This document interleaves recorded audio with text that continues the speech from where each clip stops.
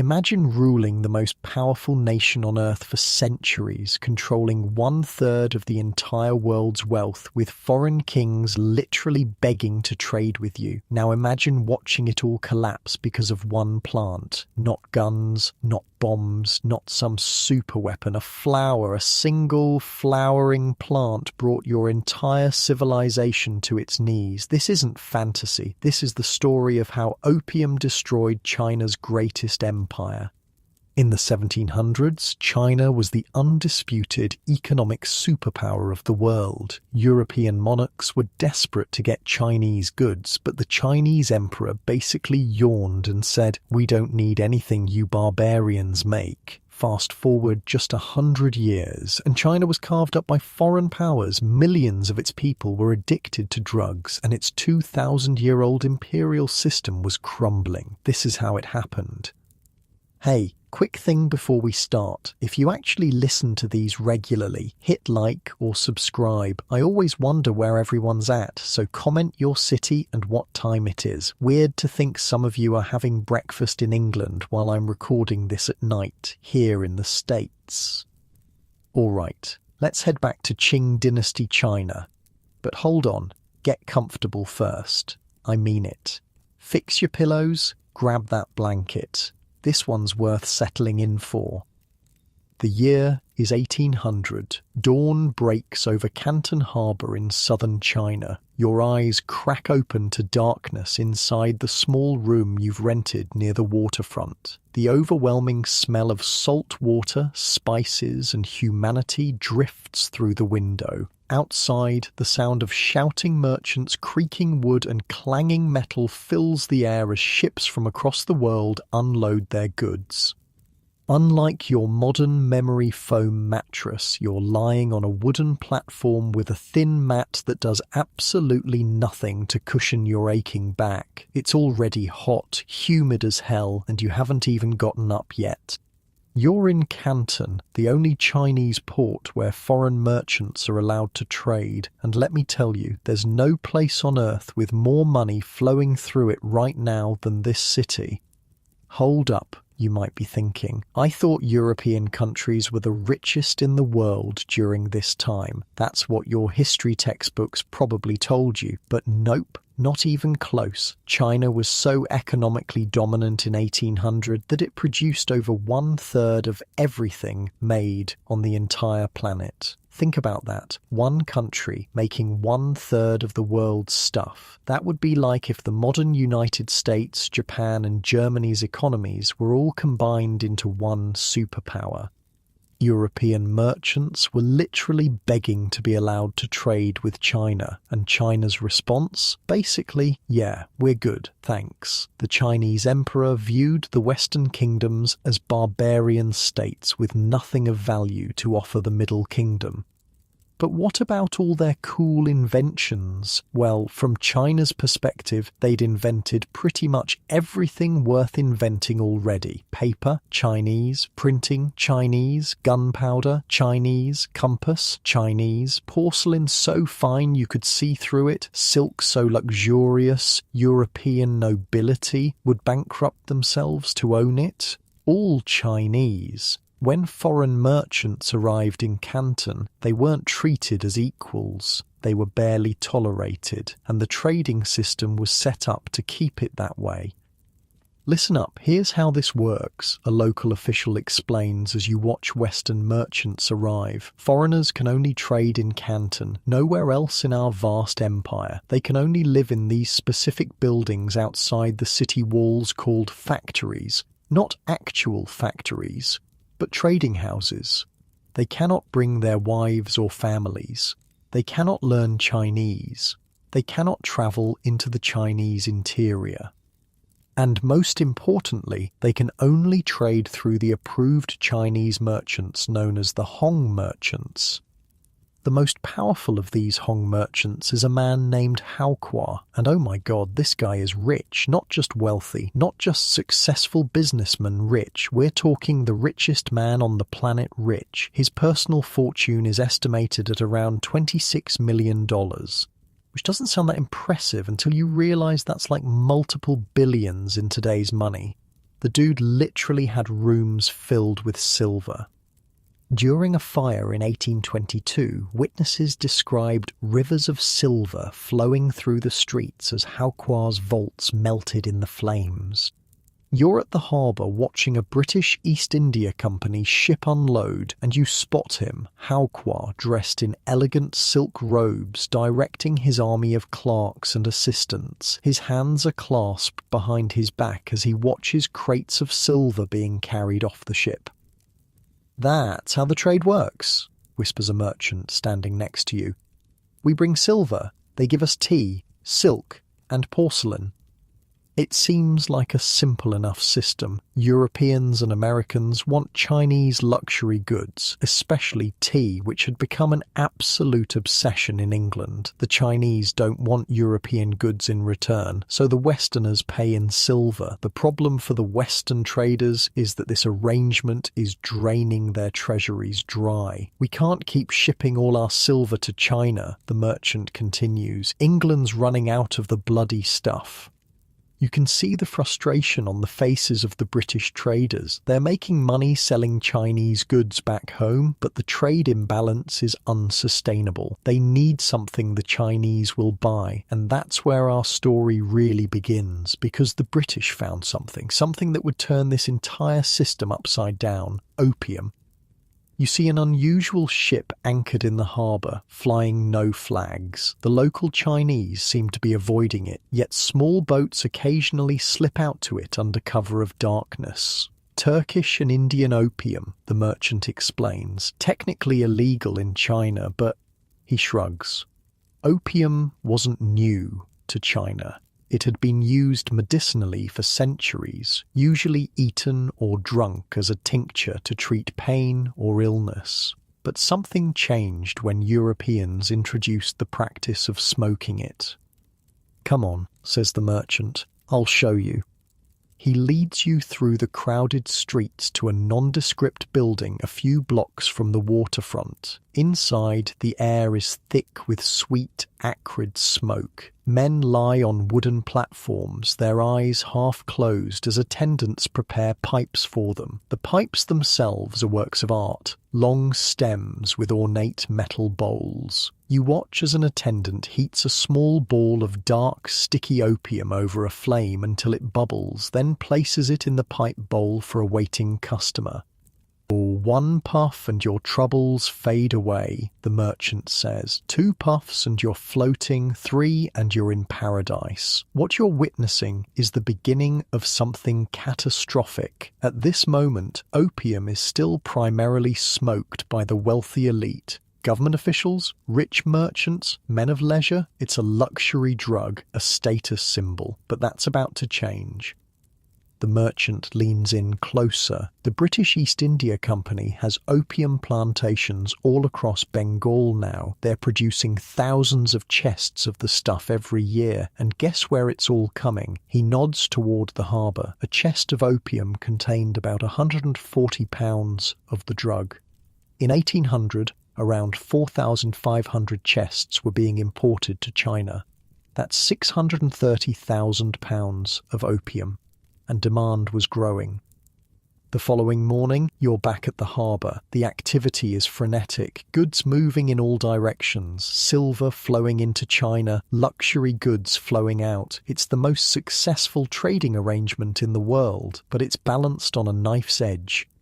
As you watch, a group of British merchants stands apart from the others, talking intently. You recognise one of them, William Jardine, a former ship's surgeon turned merchant. Next to him is his business partner, James Matheson. These two Scotsmen would eventually found Jardine, Matheson and Company, one of the most profitable drug smuggling operations in history.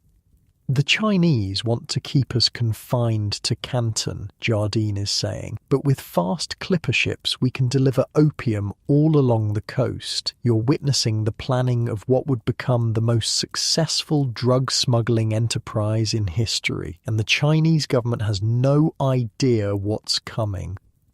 Back in the trading factory, you observe the complex dance of commerce. The Chinese Hong merchants are in a difficult position. They're immensely wealthy, but they're caught between the demands of the imperial government and the foreign traders they deal with. They're responsible for the foreigners' behavior and are expected to ensure taxes are paid and regulations followed. Hao Qua is clever, someone comments. He's investing much of his fortune overseas through his American partners. He doesn't trust the imperial officials not to seize it. Smart move on his part, because the system that's made him the richest man on earth is about to come crashing down. Later that day, you're invited to a banquet hosted by Hao Qua himself for his American trading partners. It's an extraordinary honor rarely extended to foreigners. His mansion is a vision of luxury, exquisite gardens, priceless antiques, and a banquet that stretches on for hours with dozens of exotic dishes. 15 courses, an American merchant whispers to you. Bird's nest soup, shark fins, pigeon eggs. This feast alone probably cost more than most people make in a year. What's fascinating is the relationship between Hao Qua and these American traders. They've developed a genuine friendship and mutual respect that transcends business. The Americans help manage Hao Qua's overseas investments, and he gives them preferential treatment in Canton. As the evening winds down, Hao Qua raises a toast to prosperity and friendship between our peoples. Everyone drinks, but there's tension in the air. The Americans know what's coming with the opium trade, and they're conflicted. One of them, Robert Bennett Forbes, would later write to his wife, "I made my first fortune by the same," referring to opium, while acknowledging the drug was demoralizing the minds and destroying the bodies and draining the country of money. The merchants are already getting rich, but they have no idea how much wealthier and how much more destructive this trade is about to become. Back in your room that night, you lie on your uncomfortable bed, the sounds of the harbour drifting through the window. You've witnessed Canton at the height of its glory, the centre of global trade, where the world's wealth flows through the hands of merchants like Hao Qua. But something fundamental is shifting. The balance of power that has favoured China for centuries is beginning to tilt. In the next decade, the amount of opium smuggled into China will increase tenfold. The drug will spread from the elite to ordinary people across the empire. Silver will begin flowing out of China instead of in. And the emperor in Beijing, thousands of miles away from Canton, will finally realize too late that his great empire faces an existential threat. Not from armies or navies, from a flower, from the milky sap of the poppy plant, processed into a sticky resin that produces the most intense euphoria humans had ever experienced. As you drift off to sleep, the sweet, sickly smell of opium smoke drifts in through your window. All around you, in hidden rooms and behind closed doors, more and more Chinese are taking up the pipe. The addiction is spreading. And with it, the seeds of destruction for the world's greatest empire are being sown. Not with a bang, but with the soft hiss of opium smoke being drawn through an ornate pipe. In the moonlight, ships continue to arrive in Canton Harbour. On their manifests, silver, cotton, wool, but in hidden compartments, thousands of balls of opium, ready to be sold to eager Chinese buyers. Each chest of opium is stamped with the symbol of the British East India Company, the very institution that had been granted a monopoly on trade by the British Crown, now the world's biggest drug dealer. You close your eyes, the humidity making it hard to sleep, thinking about how something as simple as a trade imbalance and a flowering plant is about to change the course of human history. Tomorrow, Canton will wake up and continue its business, unaware that the entire system is about to collapse, unaware that this golden age of Chinese prosperity is coming to an end. And it all starts here, with a pipe, with smoke, with dreams, with addiction, with opium. The morning fog hangs over Canton harbour as a new day begins. 10 years have passed, it's now 1830, and everything has changed. What you're about to witness isn't just the story of a drug taking hold of a nation, it's the tale of how the world's economic order flipped upside down in the span of a single generation. Silver. For centuries, it flowed into China like a mighty river. Now, it's hemorrhaging out, bleeding away at a rate that would give an economist a heart attack. You're probably thinking, how bad could it really be? I mean, it's just some people smoking in back rooms, right? Wrong. Let me paint you the picture. You're walking through a narrow alley in Canton. The smell hits you first, that distinct, sweet, acrid scent of opium smoke that now permeates every corner of the city. You step into what looks like an ordinary tea house, but inside, the scene is anything but ordinary. The room is dim, illuminated only by small oil lamps. The air is thick with bluish smoke that hangs in layers. On wooden platforms covered with bamboo mats lie dozens of people, not just the wealthy merchants and officials you saw a decade ago. Everyone, and I mean everyone. There's a government clerk, his official cap set aside as he takes long draws from his pipe. Next to him is a dock worker, his muscles wasted from months of choosing the pipe over food. In the corner, a woman who once ran a successful silk shop stares vacantly at the ceiling. A Buddhist monk still in his saffron robes lies motionless nearby. What happened here? You whisper to the attendant who's preparing a pipe for a new customer. He shrugs. Cheaper opium, lots of it. Anyone can afford it now. And he's right. In 1820, about 4,500 chests of opium were being smuggled into China annually. By 1830, that number had exploded to nearly 20,000 chests. We're talking about 2.8 million pounds of opium every single year. But here's where it gets truly insane. By 1838, it would reach 40,000 chests. That's 5.6 million pounds of opium flowing into a single country annually. Picture 2,800 tons of drugs. That's roughly the weight of 500 elephants worth of opium entering China each year. Outside the den, you pass a small group of British merchants huddled in conversation. You recognise one. William Jardine, who you saw a decade earlier. He's no longer just a merchant. He's now one of the wealthiest men in Asia. The new clipper ships are magnificent, he tells his associates. 32 days from Calcutta to Linton Island. The Chinese patrol boats can't touch us. His partner, James Matheson, nods in agreement. We've got warehouses full on Linton now. The local smugglers take it from there. Linton Island, just outside Chinese territorial waters, had become an offshore base for the opium trade. Western ships would anchor there, beyond the reach of Chinese law, and transfer their illegal cargo to fast Chinese smuggling boats that would deliver it up the Pearl River to Canton and beyond. It's like they invented DoorDash for drugs, you might be thinking, and honestly, that's not far off. But the real genius, or evil, depending on your perspective, of the Western opium merchants wasn't just their smuggling network, it was how they solved their original problem, the trade imbalance. Here's how it worked now. British merchants would grow opium in India, controlled by the British East India Company, ship it to China and sell it to Chinese smugglers for silver. Then they'd use that silver to buy Chinese tea, silk and porcelain. The trade deficit had flipped. Now silver was flowing out of China at an alarming rate. You witness a meeting between Hao Kwa and several other Hong merchants. The stress on their faces is evident. The price of silver has doubled in 10 years, one says grimly. Our currency is collapsing. Hao Kwa nods, his expression grave. The provincial government demands we stop the opium trade, yet their own officials are the biggest customers. My cousin's entire village near Suzhou has fallen to the pipe, another merchant adds. The fields lie untended, no one works anymore.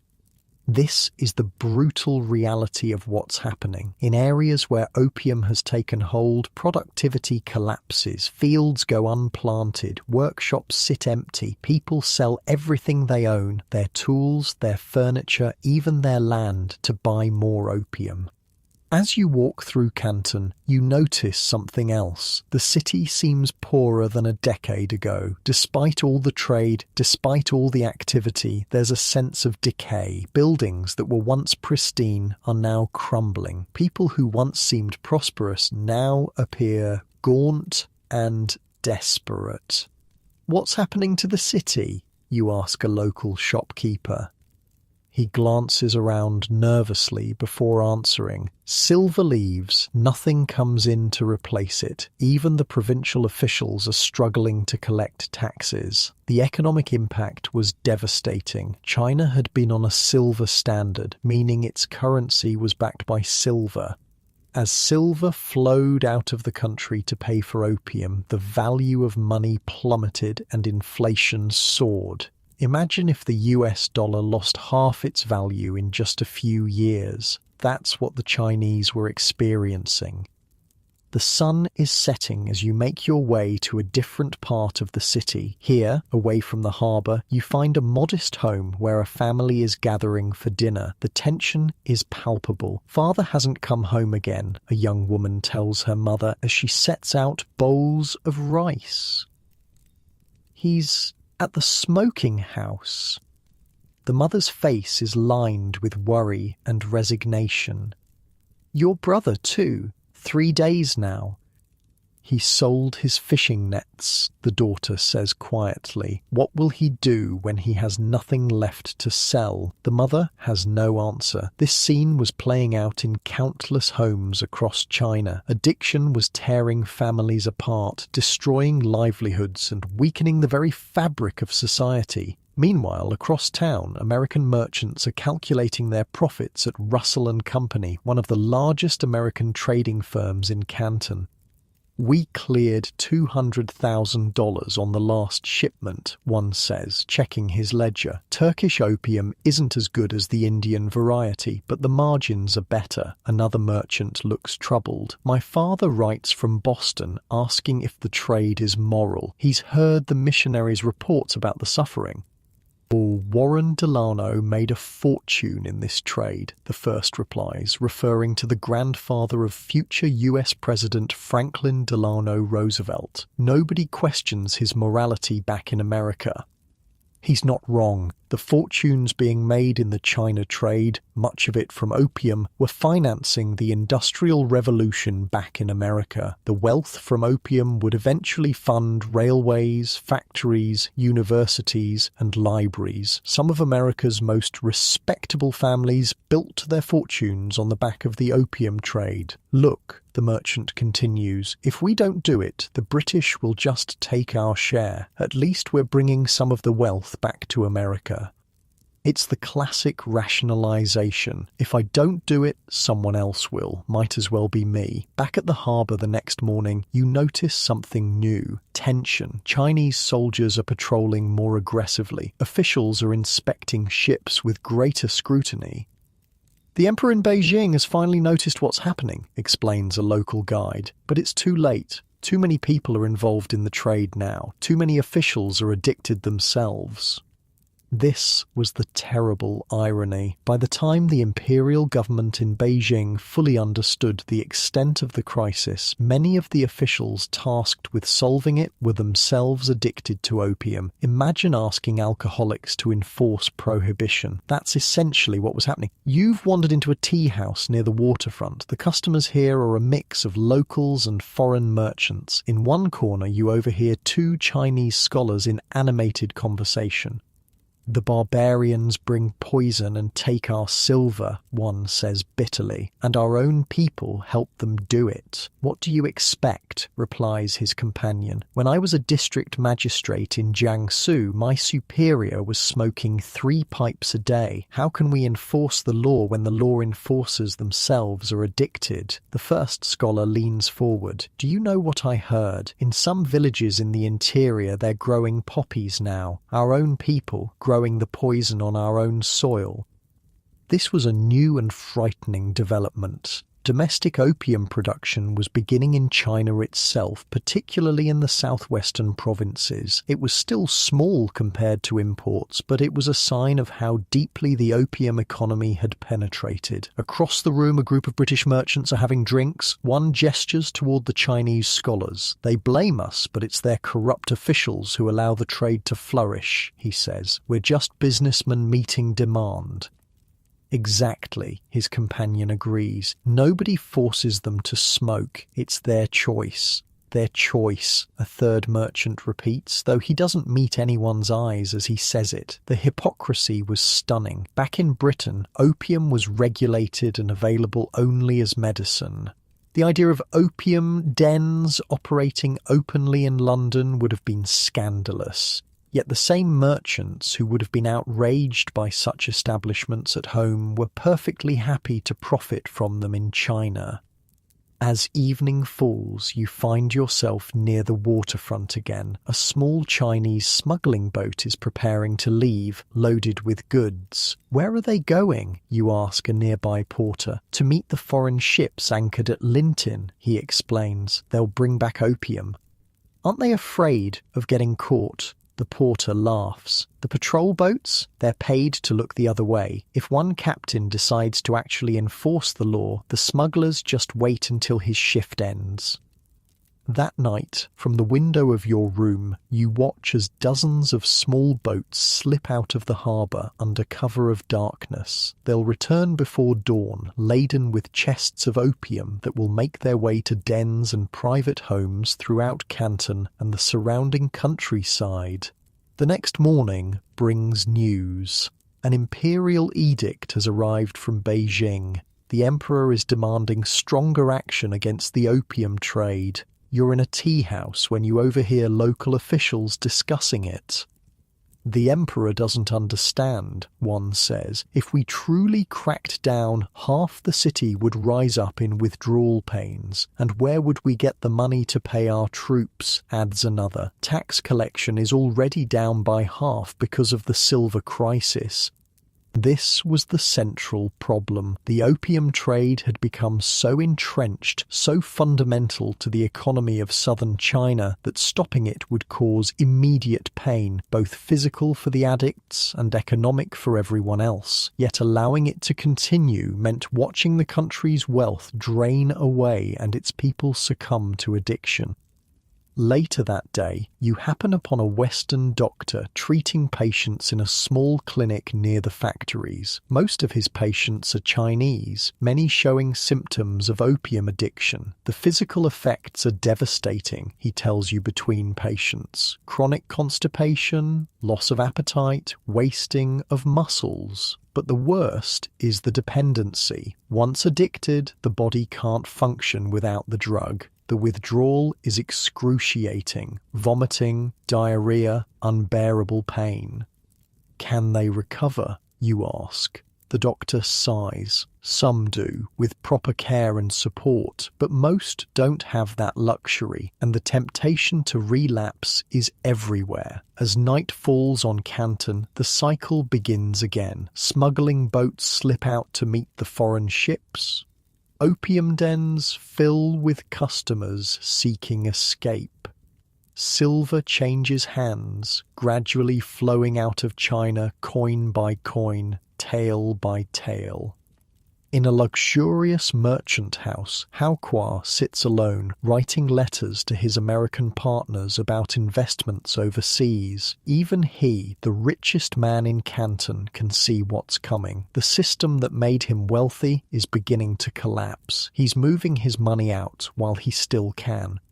This is how empires fall, not all at once in a great battle, but gradually, invisibly, as their wealth drains away and their people lose the will or ability to work, to create, to build. The opium crisis wasn't just affecting individuals, it was eating away at the foundations of Chinese society itself. As you drift off to sleep that night, the sounds of Canton seem different than they did a decade ago. There's an edge of desperation to the city now. The confident hum of the world's greatest trading port has been replaced by something more frantic, more unstable. And in Beijing, thousands of miles away, an emperor sits reading reports of declining tax revenue, increasing addiction, and silver flowing out of his empire. Soon, very soon, he will decide that enough is enough. He will send one of his most capable officials to Canton with orders to end the opium trade by whatever means necessary. But by then, it might already be too late. The damage has been done, the addiction has taken hold, and the stage has been set for a confrontation that will change China and the world forever. The Opium Wars are coming. The weather has turned in Canton. Storm clouds gather over the harbour as a new officials' procession winds through the streets. It's March 1839, and everything is about to change again. Word spreads through the city like wildfire. Lin Zexu has arrived. Lin Zexu, the emperor's chosen one, his most trusted official, sent with a single mission: end the opium trade. At any cost. You're standing in the crowd as his procession passes. Banners wave, drums beat, and imperial guards clear the way. At the centre of it all is a sedan chair carried by 8 men. Through the silk curtains, you catch a glimpse of the man who's about to shake the foundations of the greatest drug trade in history. Commissioner Lin isn't what you expected. He's not a fierce warrior or imposing figure. He's a scholar, a 54-year-old civil servant known for his incorruptible character and brilliant mind. But there's something in his expression, a steel-hard determination that sends chills down your spine. "He looks ordinary," whispers someone next to you, but they say even the most corrupt officials tremble when he arrives in their district. "The emperor chose well," another replies. "If anyone can stop the foreign poison, it's Lin." The crowd's reaction is mixed. Hope mingles with fear, because everyone in Canton knows what's coming: confrontation. After decades of allowing the opium trade to flourish, the imperial government has finally decided to act, and not with half measures or easily bribed local officials. This time they've sent their best. Later that day, you're sipping tea in a shop near the foreign factories when you overhear British merchants discussing the new arrival. "This Lin fellow has quite the reputation," one says nervously. "They call him the Iron-Handed Commissioner." "Bah!" scoffs another. "We've seen these crusaders before. A few well-placed bribes and he'll look the other way like all the rest." The first merchant shakes his head. "I've heard this one's different, incorruptible, and he has the emperor's full backing." "What's the worst he can do?" asks a third. "They need our trade too badly to risk any real action." Oh, how wrong they were. Within days of his arrival, Lin makes his intentions crystal clear. He orders the arrest of Chinese opium dealers, shutters smoking dens across the city, and demands that foreign merchants surrender all their opium stocks.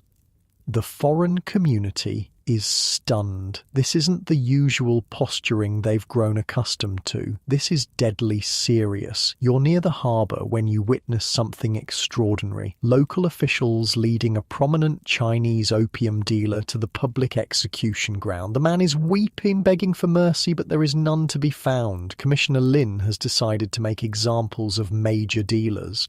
"Holy shit," mutters an American merchant standing nearby. "He actually executed him right in front of the factories." This wasn't just for show. Within 2 weeks of his arrival, Lin has arrested over 1,700 Chinese dealers and confiscated thousands of opium pipes. Addicts are rounded up and forced into improvised treatment centres. The city is in turmoil. But the biggest shock comes when Lin addresses the foreign merchants directly. He issues an ultimatum: surrender all opium within 3 days or face severe consequences. To drive his point home, he has the factories surrounded by Chinese troops. "He can't be serious," you overhear one British merchant say to another. "There must be 20,000 chests in the harbour, worth millions of pounds sterling." "Jardine got out just in time," his companion replies. "Sailed for London last month, left Dent and the rest of us to deal with this mess." That evening, you find yourself in a meeting of the foreign merchants. The atmosphere is tense. Charles Elliot, the British Superintendent of Trade, is trying to maintain calm, but panic is setting in. "Gentlemen, I advise compliance," Elliot says. Commissioner Lin appears quite determined. "Surrender millions in property," a merchant shouts, "without compensation. It's robbery." "Better than the alternative," another counters. "He's threatened to cut off our trade entirely, maybe worse." The room erupts in argument. Some want to stand firm, believing Lin is bluffing. Others are ready to give in, fearing for their lives and livelihoods.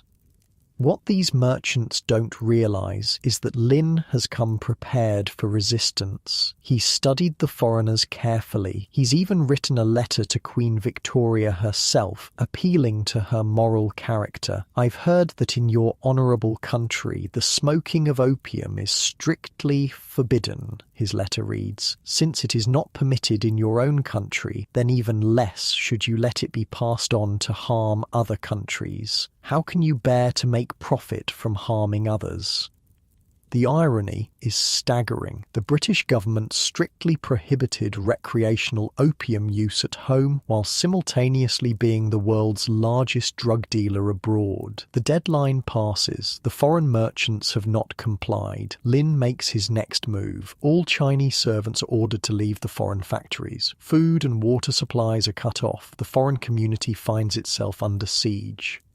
"This is an outrage," bellows a British merchant as he paces inside the increasingly squalid factory compound. They can't treat British subjects this way. But Lin is just getting started. He intensifies the pressure, making it clear that the foreigners will not be allowed to leave until they surrender their opium.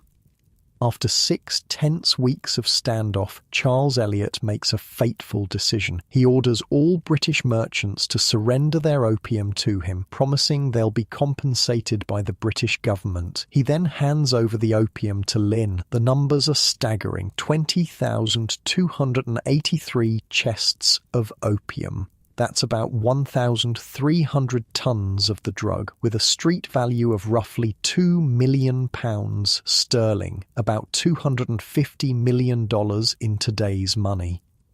Now comes the most dramatic moment of all. Instead of keeping the opium or selling it, Lin orders its complete destruction. You're among the witnesses to what happens next. At a beach near the village of Human, just outside Canton, workers construct huge trenches lined with stone.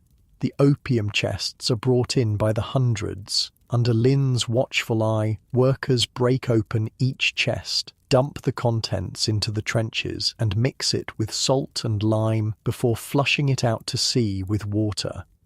"My God," whispers a British merchant watching from a boat offshore. He's actually destroying it all, not selling it, not storing it, destroying it. The process takes 23 days. More than 500 workers labour from dawn to dusk, and when it's over, the largest stash of illegal drugs ever seized in history has been completely eliminated.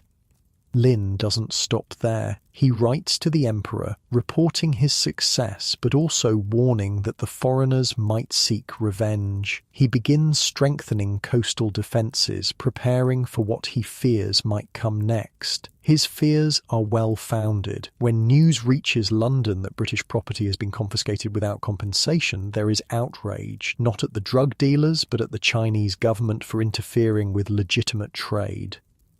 The British Foreign Secretary, Lord Palmerston, is particularly incensed. The Chinese, he declares, must be taught that they cannot injure British subjects with impunity. Back in Canton, the foreign merchants are seething. They've been humiliated, confined to their factories, and forced to surrender valuable property. But more than that, their profitable trade has been disrupted. This cannot stand, Jardine tells his business associates back in London. The Chinese must be taught a lesson, preferably with British warships. Jardine and other merchants begin lobbying the British government for military action against China. They frame it not as a defence of the drug trade, but as a matter of national honour and free trade principles. Meanwhile, Lin Zexu believes he's won. The opium has been destroyed. The message has been sent. Surely now the foreigners will obey Chinese law. How wrong he was. The destruction of the opium at Human was not the end of the crisis. It was merely the spark that would ignite a much larger conflagration. You're in a tea house near the waterfront when you overhear Chinese merchants discussing the situation. Commissioner Lin is a great man, one says. He did what no one else dared to do. But at what cost? Asks another. The foreign barbarians are angry. There's talk of warships coming. Let them come, says the first. What can their tiny kingdom do against the might of the Celestial Empire? This was the fatal miscalculation. The Chinese still believed they were the centre of the world, the greatest power on earth. They had no idea how far they'd fallen behind militarily. Meanwhile, Hao Kuo and the other Hong merchants find themselves in an impossible position. They're expected to control the foreigners, but have no real power to do so, and now they're being held personally responsible for the crisis. You witness Hao Kuo in conversation with Commissioner Lin. Even the richest man in Canton bows deeply before the Emperor's representative. The foreigners speak of war, Hao Kuo says quietly. Their warships have steam engines and iron hulls. Our junks cannot match them. You've grown too fond of these barbarians, Lin replies sharply. The Emperor's will is clear. No more opium. If they bring war, we will crush them as we have crushed barbarian invasions for thousands of years. Hao Kuo doesn't argue further, but his expression speaks volumes. He knows something Lin doesn't. The balance of power has shifted. China is no longer the technological and military superpower it once was. As summer turns to fall in 1839, tensions continue to rise. Small skirmishes break out between British and Chinese ships. Each side blames the other for provocation. You're on the waterfront when a Chinese official reads an imperial edict. All trade with Britain is suspended. The British factories are to be closed. This is it, says a merchant standing next to you. War is coming. And he's right. Back in London, Lord Palmerston has convinced Parliament to send an expeditionary force to China. Officially, it's to protect British lives and property. Unofficially, it's to force China to compensate the opium merchants and accept British trade on British terms, including the opium trade. As 1839 draws to a close, you notice a change in Canton. The Chinese are preparing for war, coastal defences are being strengthened, troops are drilling, new cannons are being installed along the waterfront. But there's something else too, a sense of uncertainty. Deep down, many Chinese officials suspect they're not ready for what's coming. You're sitting in a small restaurant when you overhear two Chinese naval officers talking quietly.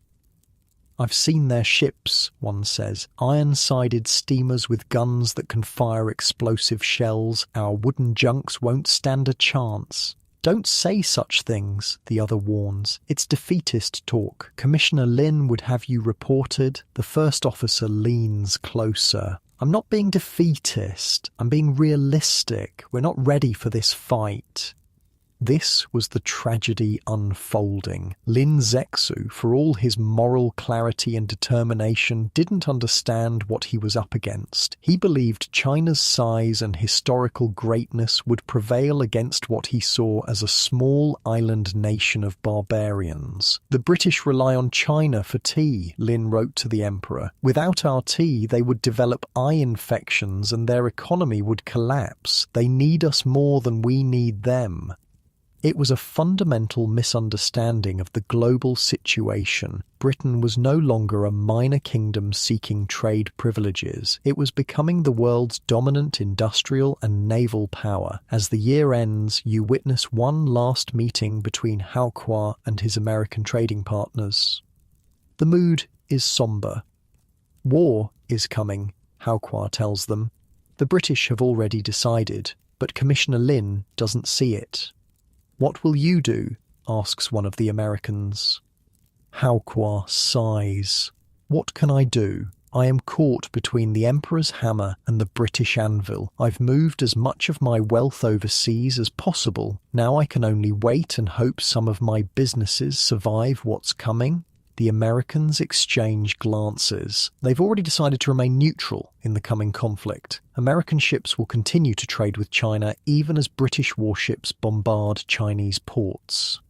"This didn't have to happen," one of the Americans says quietly. "If we hadn't brought the opium, if not you, someone else would have," Hao Kuo replies. "The desire for profit is the same in all men, east or west. As 1839 gives way to 1840, the die is cast. British warships are already en route to China. The first shots of what will become known as the First Opium War are about to be fired." And Commissioner Lin? His determination remains unshaken. He continues to arrest opium dealers, strengthen defences, and prepare for a confrontation he believes China can win. "We have right on our side," he tells his officers. "The Celestial Empire has stood for thousands of years. We will not bow to barbarian demands to poison our people." His moral clarity is admirable. But in the coming war, moral clarity will prove no match for explosive shells and steam-powered warships.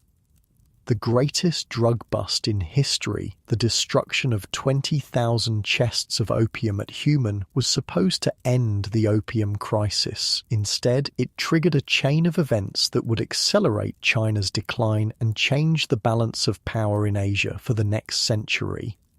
As you watch Chinese troops drilling on the waterfront, their spears and matchlock muskets gleaming in the winter sun, you can't help but wonder if they have any idea what's coming. They're preparing to fight a war from the previous century, not understanding that warfare itself has been transformed by the Industrial Revolution. The same technological gap that allowed Britain to mass-produce opium in India and transport it efficiently to China would now be turned to military purpose, and against that industrial might, even the largest empire on earth would find itself helpless. The stage is set, the British are coming, and China is about to learn a terrible lesson about how the world has changed while the Middle Kingdom remained isolated behind its walls of tradition and pride. The war that would transform China forever was about to begin. June 1840, the quiet fishing village of Dinghai on Zhoushan Island wakes to an otherworldly sight. 24 British ships have appeared on the horizon overnight like monstrous sea creatures. 16 warships bristling with cannon, 4 armed steamers belching black smoke, 4 supply vessels. The Chinese coastal defenders stare in disbelief. They've never seen ships that can move without sails, never witnessed vessels made of iron instead of wood, never imagined cannon that can fire explosive shells over distances their own guns can't hope to reach. "What are those devil ships?" whispers a young Chinese soldier gripping his spear. His commander has no answer. How could he? Nothing in thousands of years of Chinese military history has prepared him for what's coming. You're witnessing the beginning of the First Opium War, watching from a fishing boat offshore as the British fleet takes position. What's about to unfold isn't just a battle, it's the violent collision of two worlds, one clinging to ancient traditions, the other transformed by the Industrial Revolution. The outcome was written before the first shot was fired. The British commander, Captain Charles Elliot, sends a message to shore: surrender or face bombardment. The Chinese commander refuses. He has his orders from Commissioner Lin and the Emperor himself. No compromise, no surrender. At noon, the British open fire. The sound is unlike anything the Chinese defenders have ever heard. Not just the familiar boom of cannon, but the shriek of explosive shells, a weapon they've never encountered. The British guns aren't firing solid balls. They're launching hollow iron projectiles filled with gunpowder that explode on impact, sending lethal fragments in all directions. "They can't possibly hit us from that distance," says a Chinese officer standing atop the coastal fort. Those are his last words. A British shell strikes the fort's wall directly below him. The explosion tears through stone and flesh with equal ease. When the smoke clears, the officer and a dozen defenders are gone. Just gone. The bombardment continues for hours. By evening, the Chinese coastal defences are in ruins. The British land marines and soldiers who quickly overwhelm the remaining defenders. Dinghai falls with barely a fight. "This is impossible," mutters a captured Chinese officer. How could barbarians defeat the forces of the Celestial Empire so easily? He's about to learn that his empire isn't as celestial as he believed. The British move methodically up the coast, capturing one port after another with minimal casualties. Their strategy is simple but devastating. Use naval power to bombard coastal defences from a safe distance, then land troops to secure the area once resistance has been broken. In the grand halls of Beijing, the emperor receives the news with disbelief. How can a small island of barbarians challenge the might of China, he demands of his advisers. "We outnumber them 100 to 1. A brave official steps forward. "Your Majesty, their weapons are different. Different. Our brave soldiers fight with swords and spears. The barbarians have machines that breathe fire and iron ships that move without wind." The emperor's face darkens. "You speak of them as if they are gods, not men. Are you suggesting the Celestial Empire cannot defeat these merchants?" No one dares answer directly. To suggest China might lose this war would be seen as treason, but the truth is becoming impossible to ignore. The technological gap between China and Britain isn't just a matter of better weapons. It represents an entirely different way of understanding the world. Back on the coast, you've managed to get aboard a Chinese war junk as a translator. From this vantage point, you witness the Battle of Kowloon. If battle is even the right word for such a one-sided affair, the Chinese fleet consists of war junks, large wooden sailing vessels with cannon that can fire iron balls about half a mile. They're arrayed in a defensive formation near the shore, ready to repel the British attack. Then you see it, the HMS Nemesis approaching through the morning mist. The Chinese sailors point and murmur in a mixture of fear and awe. They've heard rumours about this demon ship, but seeing it is something else entirely.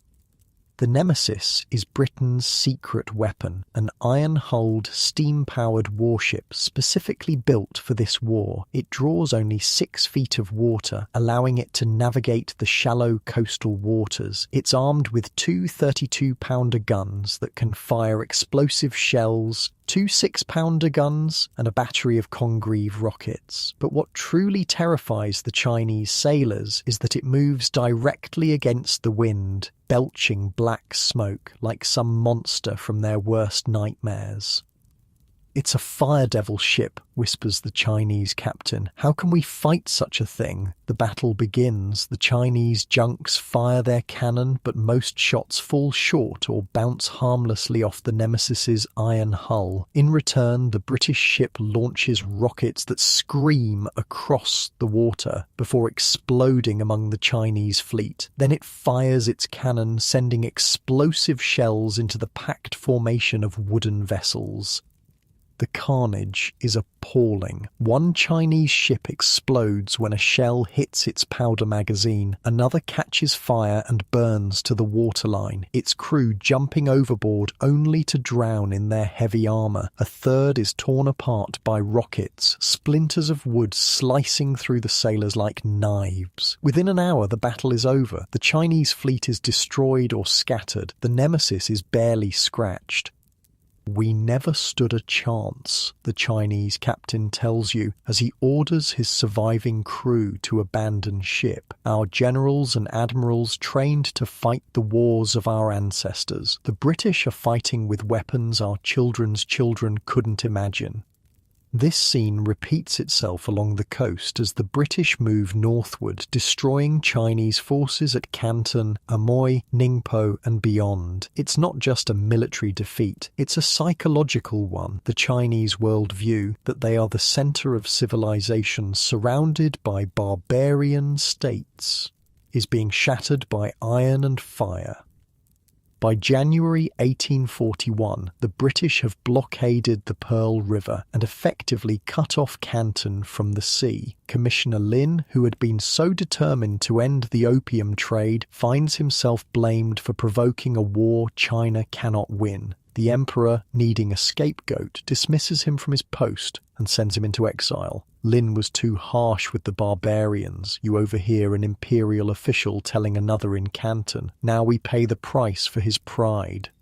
But he was only following the emperor's orders, the other replies quietly. "Shh, such talk is dangerous. The emperor is divine and makes no mistakes. It was Lin's failure in execution, not the emperor's policy, that brought this disaster upon us." This kind of delusional thinking was common among the imperial court. Unable to accept that China had fallen behind the West technologically, they sought explanations that preserved their worldview, blaming individuals rather than recognizing systemic failures. Meanwhile, the war continues. In February 1841, the British launch a major attack on the Bogue forts guarding the approach to Canton. These are China's strongest coastal defences, with hundreds of cannon and thousands of troops. You watch the battle from a hillside overlooking the forts. The Chinese have positioned their guns well, with overlapping fields of fire covering the narrow channel. If any attack could be repelled, surely it would be here. The British begin their assault at dawn, but instead of a frontal attack, they land troops on the hills behind the forts, a basic flanking maneuver that somehow the Chinese commanders never anticipated. While the Chinese guns point uselessly out to sea, British soldiers attack from the rear. "They're behind us," a Chinese officer shouts in panic. "How did they get behind us?" By noon, the British flag flies over the forts. Over 400 Chinese soldiers lie dead. British casualties, 38. The pattern becomes painfully clear. It's not just superior British technology that's winning this war. It's superior tactics, training, and a fundamental understanding of modern warfare that the Chinese military simply doesn't possess. In May 1841, the British capture the city of Canton itself. Rather than occupy it, they extort a ransom of $6 million silver from the local authorities to spare the city from destruction. The payment is made. The British withdraw to their ships, but the message has been sent. China's greatest trading port can be taken or spared at the whim of foreign powers. You're in a tea house in Canton when news arrives that the British fleet has sailed north, carrying the war into new territory. The locals are both relieved and humiliated. "At least they're gone," says one merchant. "Yes, after taking enough silver to bankrupt the province," another replies bitterly, "and they'll be back. They know we're defenseless now." The merchant spits on the floor. "Where is our mighty army? Where are the imperial bannermen who were supposed to protect us from barbarians?" An old man in the corner speaks up. I fought the Mongols as a young man. We had the same weapons they did. Bows, swords, spears, man against man. But these British, they don't fight like men. They fight like demons with fire and thunder. How can flesh stand against such things?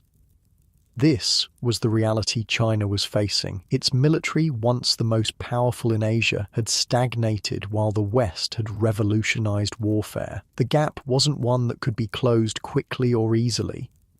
The British fleet continues north, attacking and capturing key coastal cities. Ningpo falls in October 1841. Hangzhou follows. By June 1842, British ships have reached the Yangtze River, China's great waterway and the heartland of the empire. This was unprecedented. No foreign power had penetrated so deeply into China in centuries. The psychological impact was devastating. If the British could sail up the Yangtze with impunity, nowhere in China was truly safe. In August 1842, British warships appear before the great city of Nanking, now Nanjing, just 200 miles from the imperial capital of Beijing. The message is clear: surrender or the British will march on the capital itself. The emperor, finally recognizing the severity of the situation, sends representatives to negotiate peace. The British, their point made, agree to talks. What follows is the Treaty of Nanking, the first of what the Chinese would later call the unequal treaties that carved up their nation for foreign interests. You're present as Chinese and British officials gather aboard the HMS Cornwallis to sign the treaty. The contrast between the two delegations is striking. The British are confident, even casual, knowing they hold all the cards. The Chinese officials are solemn, their faces masks hiding their humiliation. The terms are read aloud.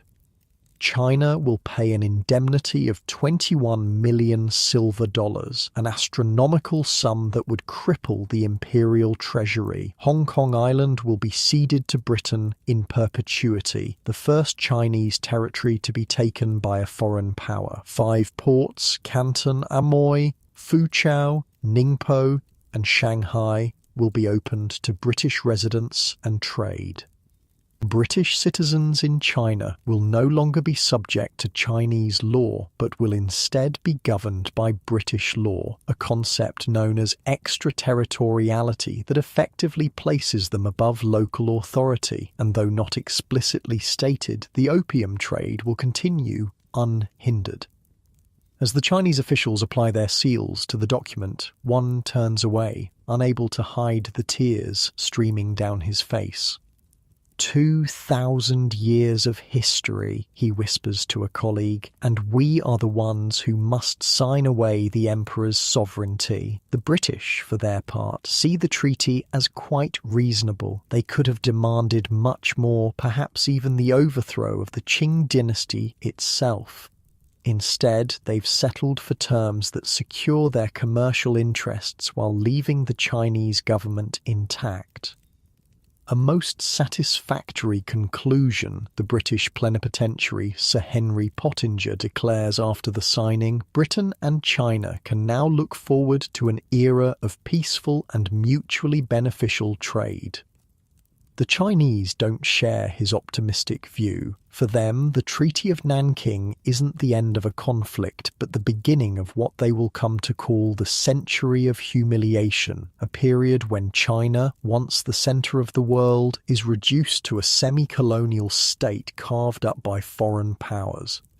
As news of the treaty spreads, reactions among the Chinese are mixed. Government officials blame Commissioner Lin for provoking the war. Merchants hope the restoration of trade will bring prosperity. Ordinary people simply wonder what it all means for their daily lives. In a small village outside Canton, you listen as a teacher explains the situation to his students. The barbarians came with fire ships and thunder weapons, he says. Our brave soldiers fought valiantly but were overcome. The emperor, in his wisdom, has decided to make peace. But teacher, asks a young boy, I heard my father say we lost because our weapons are old. and our generals are corrupt. Is that true? The teacher hesitates. To speak ill of the imperial system is dangerous, but to lie to his students about something so fundamental to their future seems equally wrong.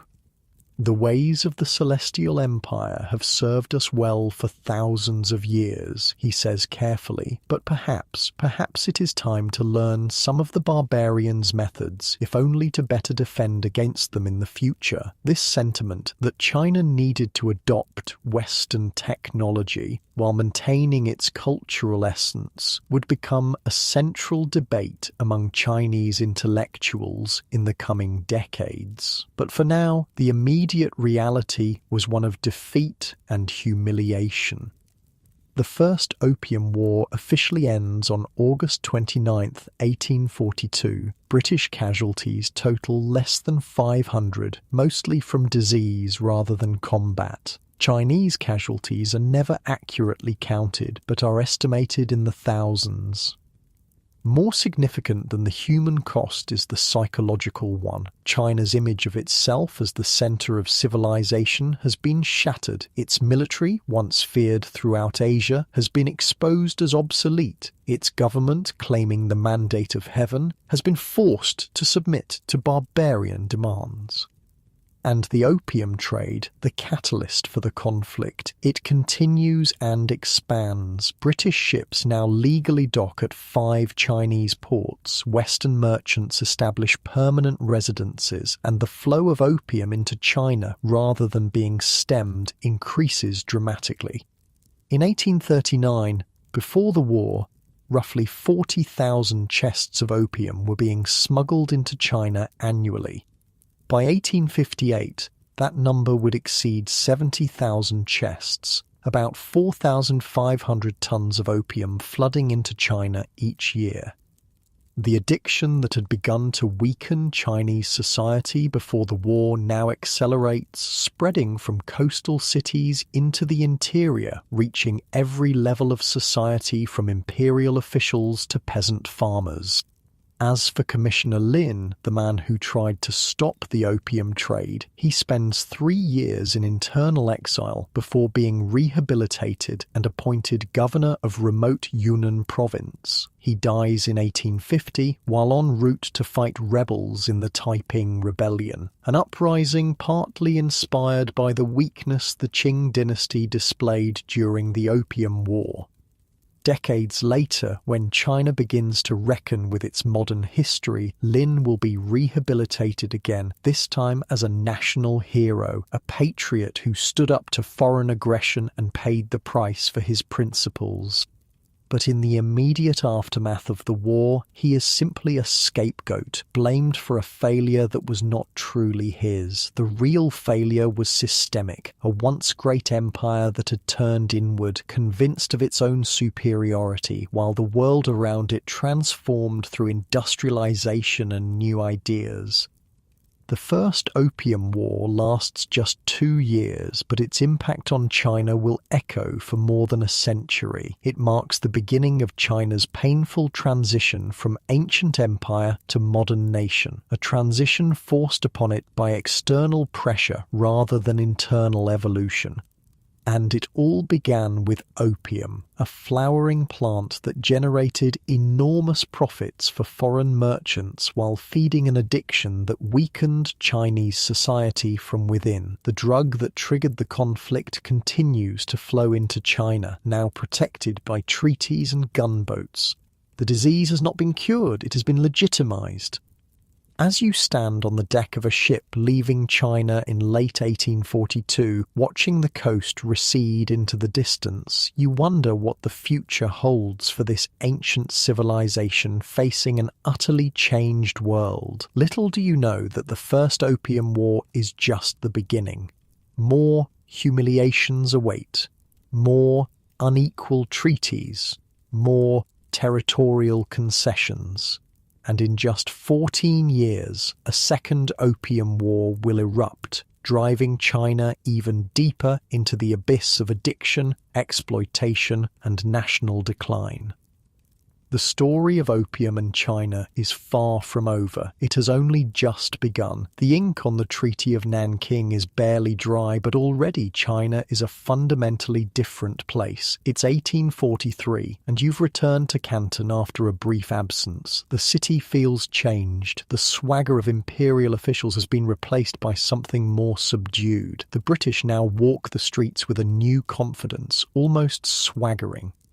"They act like they own the place," mutters a Chinese merchant as a group of British traders stroll past without bothering to acknowledge the locals. And I suppose now they do. His resentment is justified. The Treaty of Nanking might have ended the fighting, but it's done something far more damaging than any cannonball could. It's pierced the heart of how China sees itself. For centuries, millennia, really, China viewed itself as the center of civilization, the Middle Kingdom surrounded by barbarian states. The emperor was the son of heaven, ruler of all under heaven. Foreign kings were seen not as equals, but as tributary vassals who should rightfully bow before Chinese superiority. And now those barbarians dictate terms from the decks of iron ships. Now the Son of Heaven must surrender territory, pay crippling indemnities, and accept humiliating restrictions on his sovereignty. The true cost of the treaty isn't measured in silver, explains a scholar you meet in a tea house. It's measured in something far more precious, our sense of place in the world.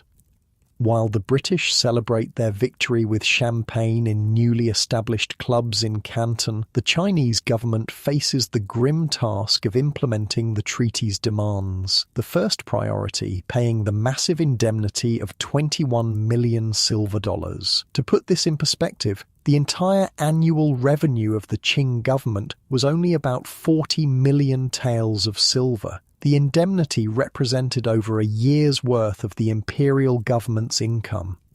You're at the waterfront when carts loaded with silver ingots arrive under heavy guard. Chinese officials oversee the transfer to British ships, their faces impassive masks hiding their humiliation. "Where did all this silver come from?" you ask a local merchant watching the procession. "Everywhere," he says grimly. "Provincial treasuries stripped bare. Wealthy families encouraged to make patriotic donations, new taxes on already struggling regions." The merchant points to a group of peasants watching from a distance. They'll feel it worst. When officials can't collect enough regular taxes to meet their quotas, they impose new ones. The yamen runners will squeeze blood from stones to get it. This was the bitter reality. The burden of paying for China's defeat would fall most heavily on those least responsible and least able to bear it, ordinary farmers and workers already living on the edge of subsistence. Meanwhile, the British take possession of Hong Kong Island, a sparsely populated rocky outcrop that most Chinese officials considered nearly worthless. "A barren island with hardly a house upon it," scoffed the emperor's representatives during negotiations. But the British saw what the Chinese didn't, a perfect deep-water harbour strategically located at the mouth of the Pearl River, a jumping-off point for further expansion into China. Within years, Hong Kong would begin its transformation from fishing village to one of the world's great commercial centres, all under the British flag. "Mark my words," says a British merchant watching the Union Jack being raised over Hong Kong for the first time. "In 50 years, this rock will be the jewel of the Orient." The treaty's impacts extend far beyond Hong Kong. 5 Chinese ports, Canton, Amoy, Foochow, Ningpo and Shanghai, are designated as treaty ports where foreigners can live and trade freely. Within these enclaves, the British, and soon other Western powers, establish their own little colonies, complete with European architecture, laws and customs. You visit Shanghai in 1845, just a few years after it becomes a treaty port. The transformation is already stunning. Where once stood Chinese shops and homes, Western trading houses now dominate the waterfront. Union Jacks and other foreign flags fly above imposing new buildings constructed in European styles. It's like they cut out a piece of London and dropped it here, remarks a Chinese companion showing you around. Most jarring of all is the invisible line dividing the European settlements from the Chinese city. Cross into the foreign concessions and suddenly the streets are wider, cleaner, patrolled by foreign police. Cross back and you return to narrow alleys, traditional architecture, and Chinese jurisdiction. But even that jurisdiction is now limited by one of the treaty's most humiliating provisions: extraterritoriality. Western citizens in China are not subject to Chinese law. If they commit crimes, even against Chinese victims, they can only be tried by their own consular courts under their own laws. A British sailor killed a Chinese porter last week, your companion tells you as you walk past a British police station. Drunk, ran him down with a cart. If a Chinese had done that to another Chinese, he'd be executed. But the sailor, 3 months in jail, then sent home. They call that justice. This two-tier legal system creates a sense of untouchability among foreigners and deep resentment among the Chinese. Incidents of foreigners abusing their privileged status become common, each one further stoking Chinese anger. But perhaps the most devastating consequence of the treaty isn't written explicitly in any of its articles, it's what's not written. Any prohibition on the opium trade, after fighting a war ostensibly to stop British merchants from selling opium, China now finds itself unable to prevent the very trade that started the conflict.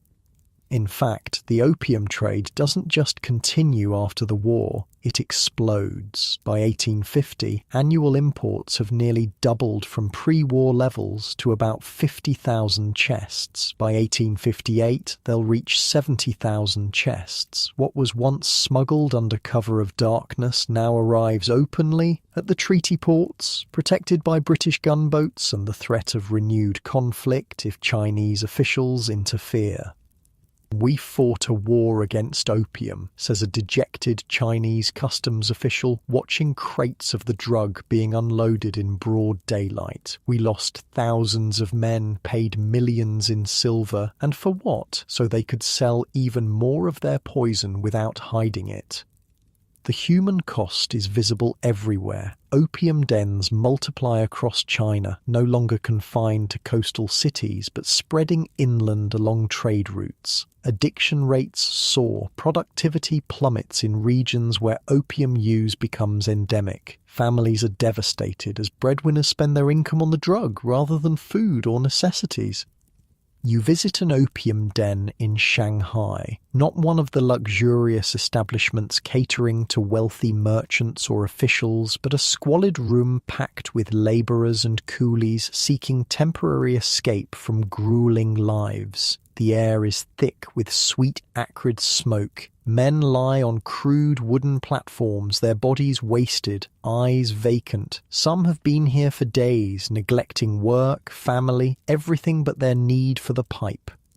Most of these men were dock workers, explains the den's operator, a gaunt man with yellow-stained fingers. Good jobs, good pay, now they work just enough to afford their daily smoke. He points to a particularly emaciated figure in the corner. That one sold his daughter last week, 8 years old, sold her to a brothel for enough silver to smoke for a month. The brutal economics of addiction play out across China. Families sell land that has been in their lineage for generations. Women are forced into prostitution. Men abandon wives and children. The social fabric that has held Chinese society together for millennia begins to fray. And as China struggles with these internal wounds, the external pressure continues to mount. The British, having tasted success, want more. The Treaty of Nanking becomes not an endpoint, but a beginning, the first step in opening China fully to Western economic penetration. Other Western powers, unwilling to let Britain monopolize the China trade, demand similar concessions. The United States secures the Treaty of Wangxia in 1844, granting Americans the same privileges as the British. France follows with the Treaty of Whampoa. Each new treaty further erodes Chinese sovereignty. It's like watching vultures pick at a wounded animal, observes an American missionary witnessing the diplomatic scramble for concessions. The poor beast isn't dead yet, but everyone's already fighting over the choicest parts. Inside the Forbidden City in Beijing, the emperor and his advisors grapple with their new reality. Some advocate reform, arguing that China must learn from the West to defend against it. Others insist on maintaining traditional ways, seeing Western technology as a threat to Confucian social order. This internal debate is overshadowed by a more immediate crisis. The treasury is nearly empty after paying the British indemnity. Provincial governors send increasingly desperate reports of their inability to collect sufficient taxes from populations impoverished by opium addiction and economic disruption. The people have nothing left to give, reads one memorial to the throne. They sell their possessions, then their land, then their children. When all else is gone, they turn to banditry or rebellion.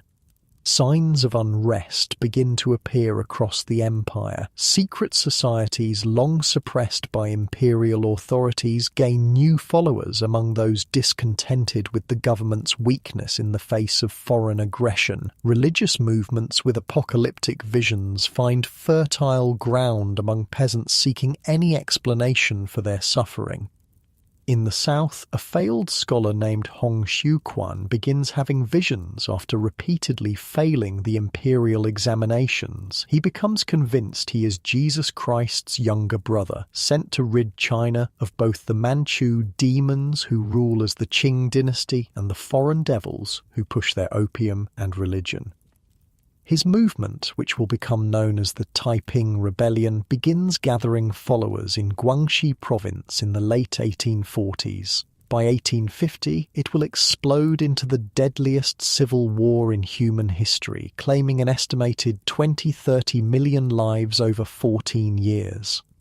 The foreigners broke China with their opium and gunboats, a Taiping recruit tells you when you encounter their forces in 1851. Hong Xiuquan will make it whole again. He will drive out the Manchus and the foreign devils and create a heavenly kingdom of great peace. The Taiping Rebellion is just one of multiple uprisings that rock China in the aftermath of the First Opium War. The Nian Rebellion in the north, the Muslim rebellions in the southwest, the small sword society in Shanghai all reflect the weakening grip of a dynasty that has lost the mandate of heaven in the eyes of many of its subjects. Against this backdrop of internal chaos, the Western powers continue pressing for more concessions. British merchants and officials, unsatisfied with the limited access granted by the Treaty of Nanking, demand more treaty ports, deeper access to China's interior, and legalization of the opium trade. When the Qing government resists these demands, tensions rise again. In October 1856, Chinese officials in Canton board a British-registered ship called the Arrow and arrest several Chinese crew members suspected of piracy. The British consul demands their release, claiming the ship is under British protection. The Chinese refuse, noting that the ship is Chinese-owned and was flying no flag at the time of the boarding. The Arrow incident becomes the pretext for what will be known as the Second Opium War. "This is absurd," says a Chinese official when you discuss the situation. "They fight a war against us for trying to stop their illegal drug trade. They win, force us to pay millions, take our territory, and now, less than 15 years later, they're ready to attack again. because we arrested pirates on our own soil. He shakes his head in disbelief. How much more can they take from us? The answer, as China is about to discover, is much more. By late 1856, British warships are once again bombarding Chinese coastal defences. This time they're joined by the French, who use the execution of a French missionary as their casus belli. Against the combined might of these industrial powers, China's military, still relying largely on traditional weapons and tactics despite some modernisation efforts, stands little chance. The Second Opium War proceeds much like the first, with Western forces easily overcoming Chinese resistance, but this conflict will prove even more humiliating, culminating in an act of cultural vandalism that scars the Chinese psyche to this day. In October 1860, British and French forces reach the outskirts of Beijing itself, something unimaginable just decades earlier. When the Chinese attempt to negotiate, British envoys are captured and tortured, several dying in captivity. In retaliation, the British High Commissioner Lord Elgin, son of the man who took the Elgin marbles from Greece, orders the destruction of the old summer palace, the Yuanming Yuan. The Yuanming Yuan isn't just any palace, it's the crown jewel of Chinese architecture and art, a vast complex of exquisite buildings, gardens, and priceless artifacts accumulated over centuries. It's to China what Versailles is to France or the Vatican to Italy, a cultural treasure of incalculable value. Over 3 days, British and French troops systematically loot the palace, taking anything portable of value, then burn everything that remains. 200 years of Chinese cultural heritage go up in flames. I had never witnessed such scenes of destruction, writes a French officer present at the looting. One could walk only on precious objects. When news of the destruction reaches the Chinese public, the psychological impact is devastating. It's not just a military defeat or a political humiliation, it's a direct attack on Chinese civilization itself, a statement that even China's greatest cultural achievements are not worthy of respect or preservation.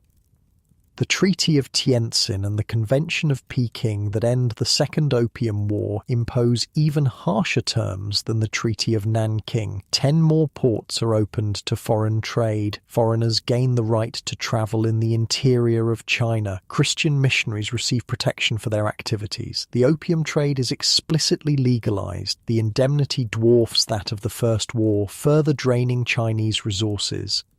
And perhaps most symbolically painful, foreign diplomats gain the right to reside in Beijing itself, the sacred capital that had been largely closed to barbarians for centuries. The Son of Heaven must now receive representatives of foreign powers as equals. A final repudiation of the tributary system that had placed China at the center of its world. By 1860, China has been transformed from the self-proclaimed center of civilization to a semi-colonial state carved into spheres of influence by foreign powers, its economy distorted by opium, its government weakened both externally by unequal treaties and internally by rebellions. And all of this, the wars, the treaties, the cultural destruction, the social disintegration, can be traced back to those first chests of opium that began flowing into Canton in the late 18th century. A plant, a flower, a drug, the catalyst for the fall of the world's oldest continuous civilization. You stand at the Shanghai waterfront in 1860, watching yet another shipment of opium being unloaded from a British vessel. The drug that was once smuggled in under cover of darkness now arrives openly, protected by international treaties and Western gunboats. A Chinese scholar stands beside you, his expression a mixture of sorrow and resignation as he watches his country's poison being delivered. When future generations write the history of the fall of the Qing Dynasty, he says quietly, let them remember it began not with a revolution or a great battle, but with smoke, with dreams, with weakness that spread like a disease through our veins until we could no longer stand upright in the world. He turns to look at you, his eyes clear and piercing despite the destruction around him. Remember what you have witnessed here. Tell others, for this is how empires truly fall, not all at once with a great crash, but slowly, day by day, choice by choice, weakness by weakness, until one day you look up and realize that what once seemed eternal has vanished like morning mist. As night falls over Shanghai, lamps are lit in countless opium dens across the city. Thousands of smokers seek their nightly escape from a reality that grows more unbearable with each passing year. The sweet, acrid smell of opium hangs in the air like an invisible fog, binding the city in shared dreams and shared destruction. And somewhere in the Forbidden City, an emperor who claims the mandate of heaven sits surrounded by luxury, increasingly irrelevant to the forces shaping his nation's fate, as China slides further into what will be known as its century of humiliation. The Opium Wars are over. The Greater War, China's struggle to reclaim its sovereignty, rebuild its strength, and redefine its place in a world transformed by industrialization, has only just begun, and the shadow of the poppy will hang over this struggle for decades to come. The year is 1875. 15 years have passed since the Second Opium War ended. You're travelling through Yunnan province in southwestern China, far from the treaty ports and foreign concessions of the coast. But even here, in this remote mountainous region, you can't escape the legacy of opium. The hillsides, once covered with rice paddies and vegetable plots, are now blanketed with a different crop. Fields of poppies stretch as far as the eye can see, their delicate pink and white flowers belying the devastation they represent. "Beautiful, aren't they?" says your local guide, gesturing toward the flowers. "Terrible, but beautiful." You stop to talk with a farmer tending his poppy field. His hands are stained with the sticky brown residue from scoring the seed pods to collect the sap. "I grew rice for 20 years, he tells you, wiping sweat from his brow. "Could barely feed my family. Now I grow poppies, and for the first time I have silver to spare." "But don't you worry about contributing to addiction?" you ask.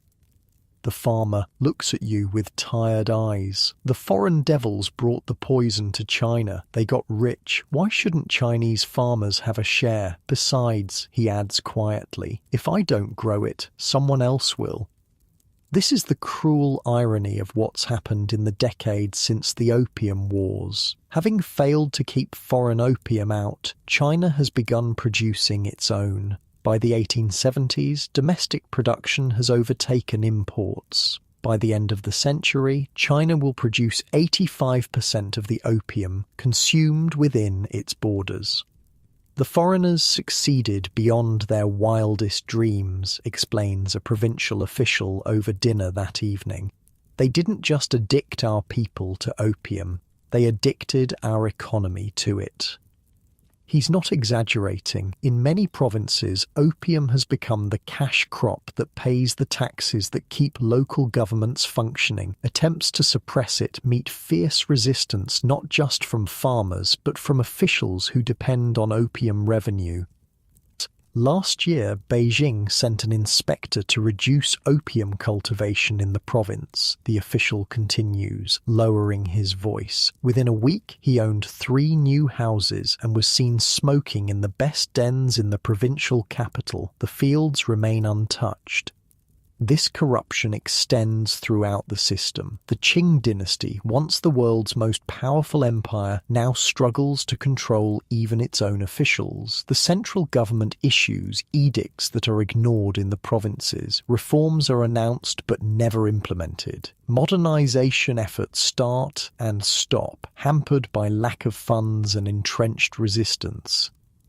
Meanwhile, the Western powers, having opened China's doors through the opium trade, now walk through them with impunity. They're no longer content with treaty ports. They want railways, mines, factories, the economic colonization of China. You travel to Shanghai in 1880 and find a city transformed. The humble fishing village of a century earlier has become a booming international metropolis dominated by foreign interests. The Bund, Shanghai's waterfront, is lined with imposing European-style banks, trading houses and consulates. The streets are patrolled by police from multiple countries. Signs in English, French and German are more prominent than Chinese characters.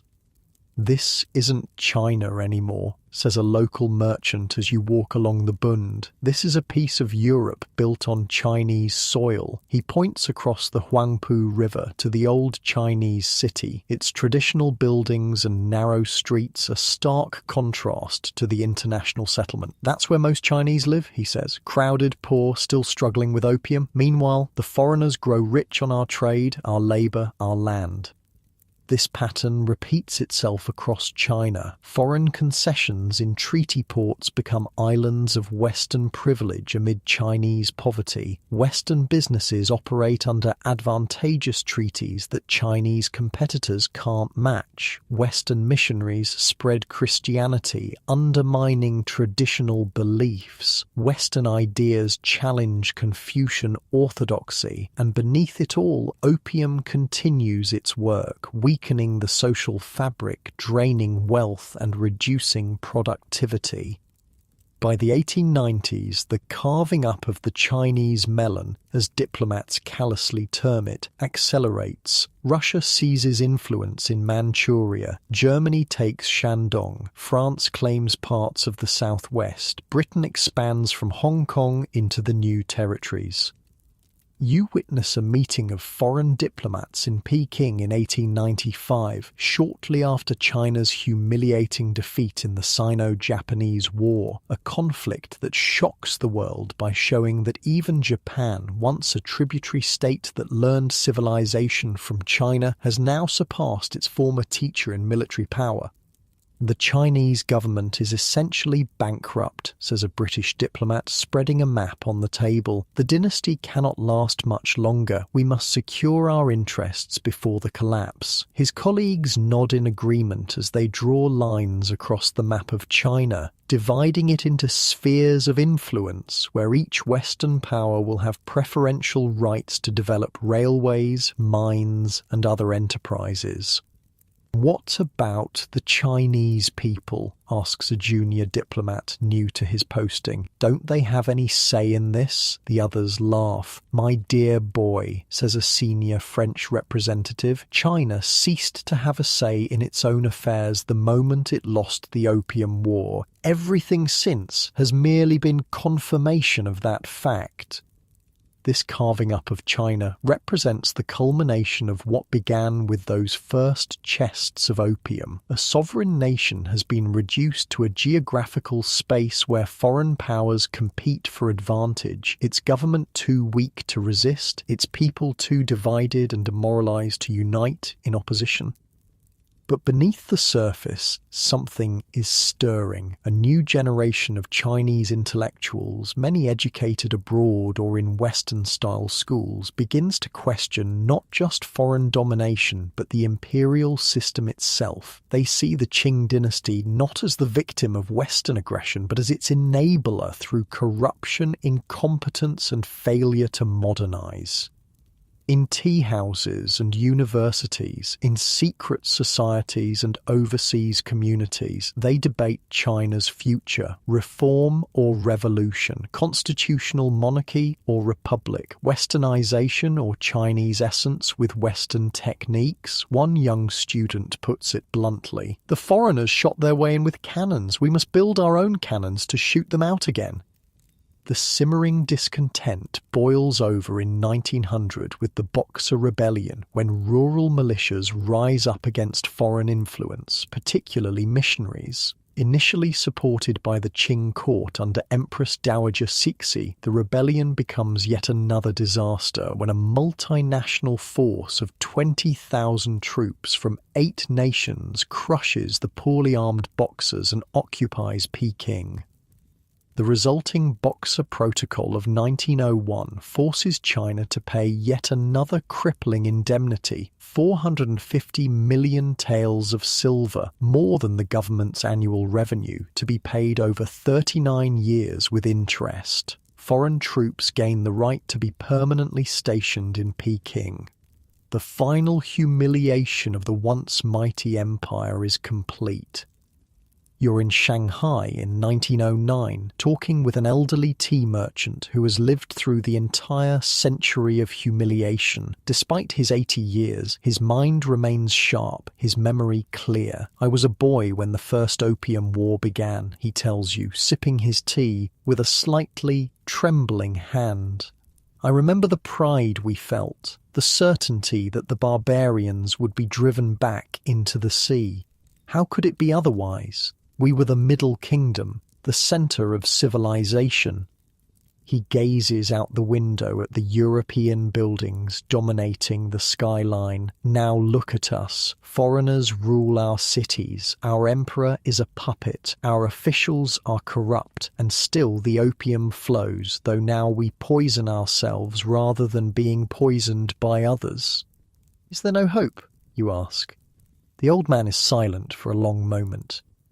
There is always hope, he says finally. China is old. Dynasties rise and fall. Foreign conquerors come and go, but China remains. We have absorbed the Mongols, the Jurchens, the Manchus. Perhaps we will absorb these Western barbarians too, in time. He couldn't know how prophetic his words would prove. Within 2 years of your conversation, the Qing Dynasty will collapse. The 1911 Xinhai Revolution will end over 2,000 years of imperial rule. The last emperor, Puyi, just 6 years old, will abdicate. China will begin its long, painful transformation into a modern nation-state. But the legacy of opium and the unequal treaties will continue to shape China's development and its relations with the world. The new Republic of China inherits a country devastated by addiction, divided by foreign spheres of influence, and traumatized by a century of humiliation. Even as the Republican government struggles to unite the country and resist Japanese aggression in the 1930s, opium remains a problem. Warlords grow rich from taxing the trade. The Japanese promote addiction in areas they occupy. Government efforts to suppress opium compete with the need for revenue and the reality of widespread corruption. Not until the communist victory in 1949 will China finally, effectively end the opium epidemic that began with those British merchant ships in the early 19th century. Through harsh suppression, mass treatment programs, and fundamental social reorganization, the People's Republic will accomplish what the Qing Dynasty could not: the eradication of widespread opium addiction. But the psychological scars remain. The century of humiliation becomes a foundational narrative in modern Chinese identity, taught in schools, referenced in speeches, embedded in the national consciousness. The lesson drawn is clear and stark. Weakness invites aggression. China must never again be vulnerable to foreign powers. This brings us back to where we began, a nation that once dominated world trade, that considered itself the center of civilization, that needed nothing from barbarian states, was brought low not primarily by military defeat, but by a flower, by a drug that weakened it from within while creating the very crisis that led to external intervention.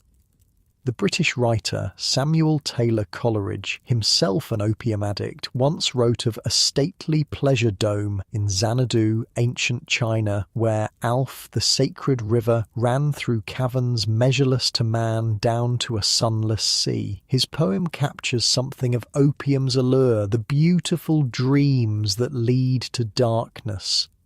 For China, opium created not pleasure domes but national catastrophe. The sacred rivers of its civilization ran down to a sunless sea of addiction, humiliation, and decline. The celestial empire descended into a century of darkness from which it has only recently begun to emerge.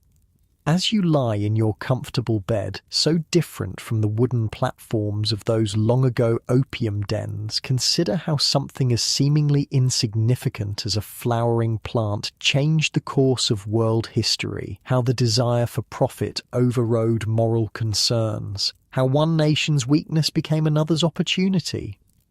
The story of opium and China reminds us of human frailty, our vulnerability to addiction, whether to substances, power, or wealth. It shows how systems can fail gradually, almost imperceptibly, until suddenly the structures that seemed eternal crumble before our eyes. But it also contains hope. China, after a century of struggle, has reclaimed its sovereignty and rebuilt its strength. The nation that once fell to opium has risen again. Perhaps that's the final lesson of this dark historical tale. Empires fall, nations suffer, but people endure. They learn, they rebuild. Sometimes they even forgive, though they never forget. The weight of your eyelids grows heavier as you consider these things. Your breathing deepening naturally as you sink into the comfort of your mattress. Unlike those opium smokers of old China, your dreams will be your own, not those imposed by a drug or a foreign power. And as you drift towards sleep, remember that history's greatest lesson may be simply this: nothing lasts forever. Not empires, not crises, not suffering. The world turns. Night follows, day follows night. And eventually, even the darkest chapters come to an end. Sleep well, knowing you've travelled through one of history's most consequential yet often overlooked stories, how a flowering plant brought low the world's greatest empire, and how the repercussions of that fall continue to shape our world today. The candle of consciousness flickers and dims, the story is told. Rest now in the peaceful darkness that follows.